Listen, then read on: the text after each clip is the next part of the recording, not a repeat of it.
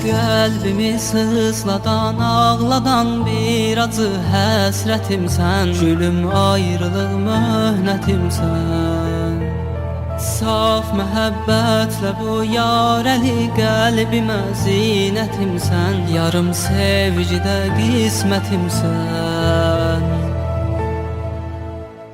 Neynirəm sən olan yerdə mən özgə bir cənnətimsən. Mənim izzətimsən. Gəl ey gözlərim, nur yarım, nicarım. Üzüm gülməyir sənsiz ey gülzarım. Bu aləmdə sənsiz dəxi yox qərarım. Daha gəl bitə intizarım. Gəl ey gözlərim, nur yarım, nicarım. Üzüm gülməyir sənsiz ey gülzarım. Bu aləmdə sənsiz